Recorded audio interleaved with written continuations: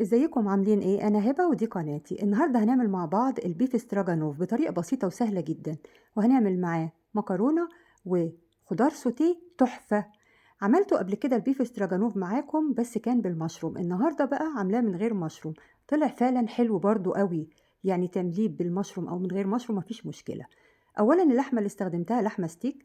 اي حتة لحمة ستيك عندك هتقطعيها صوابع كده وسط، لا رفيعة قوي رقيقة قوي ولا تخينة قوي. هنتبلها بالملح والفلفل الأسود والبابريكا والزعتر، قلبيها كويس في التتبيلة.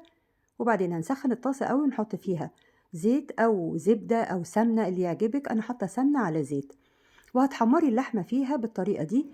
كل جنب كده تحطيها جنب بعض مش فوق بعض. هنحمر الكمية كلها الأول، وبعدين حطيت معلقتين سمنة ونص بصلاية مفرومة ناعم، قلبتها تقلبتين كده، وبعدين ضفت 4 فصاص توم مفرومين وقلبتهم مع البصل شوية، وبعدين حطيت معلقة دقيق كبيرة بس ما تصورتش للأسف.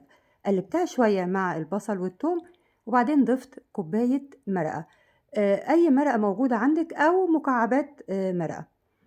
بعد كده ضفت معلقة ماسترد ومعلقة صويا صوص، وتقلبي رشة الملح ورشة الفلفل الأسود والزعتر. هنقلب بقى بالتتبيلة كده ونسيبه لحد ما يغلي كويس قوي. بعد ما غلى هنحط فيه الإضافة اللي جاية. الإضافة اللي جاية هي المفروض كوباية إلا ربع كريمة. أنا ما كانش عندي كريمة إلا ربع كوباية، بس حطيت ربع كوباية وحطيت نص كوباية لبن معاها معلقة قشطة، ده بديل الكريمة.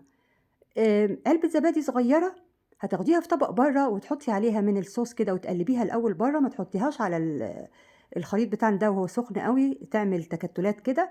دوبيها الأول بره وبعدين ضيفيها للصوص بتاعنا. نزلت بقى اللحمة اهي، والمية اللي نازلة منها حطيتها برضو ووطيت عليها وسبتها بقى. سيبيها حوالي 10 دقايق أو 12 دقيقة لحد ما تكمل سواها خالص في الصوص كده ويتشربوا من بعض.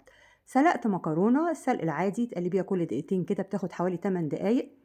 وصفيتها، ما حطيتلهاش اي صوص، يعني قلت الصوص بتاع اللحمة كفاية. قلبتها كده في حتة زبدة بس، ورشة ملح ورشة فلفل اسود للتتبيل بتاعها، ونزلتها. بالنسبة بقى للخضار السوتيه، المية سخنة، هتحطي فيها جزراية متقطعة شرايح دقيقتين، وتضيفي لها البطاطساية مكعبات. بعد كده بدقيقتين برضو تضيفي الكوساية بالترتيب كده. آخر حاجة البروكلي لو هتحطيه قطعيه صغير وضيفيه، وبالظبط دقيقتين واطفيه عليه وصفيه بقى. حطيت بقى في طاسة على النار معلقة زيت وفيها 3 تومات مفرومين، قلبتهم بقى كويس كده لحد ما التومة بدأت اهي تسخن كده. ضفت لها الخضار السوتيه بتاعنا وقلبته، وتتبليه بقى بالملح والفلفل الأسود والبابريكا والزعتر، ورشة بقدونس مجفف أو بقدونس فريش لو عندك. وقلبي بقى كل ده مع بعضه كده يديكي أحلى خضار سوتيه ممكن تاكليه. اللحمة بقى بتاعتنا استوت اهي، وادي المكرونه سخنت في الزبده. واغرفي بقى الطبق بتاعك زي ما بقولك. الصوص بقى بتاع اللحمه اهو نحطه كده مع المكرونه، كفايه قوي قوي. والخضار حلو جدا، الخضار السوتيه بالطريقه دي هيحببك في الخضار السوتيه. ادي الاكله بتاعتنا النهارده. البيف استراجانوف ده اسمه اكله الطاسه الواحده، لان هو بيتعمل في طاسه واحده من اوله لاخره، او اسمه اكله المستعجلين. وممكن تعملي نفس الأكلة دي بنفس الطريقة. أنا بقولك المرة دي ما حطيتش مشروم، ممكن تعمليها بنفس الطريقة بس بدل اللحمة تعمليها بالفراخ. ولو عجبتك أكلتي النهاردة اعملي لايك وشير واشتراك في القناة بتاعتي، وباي باي.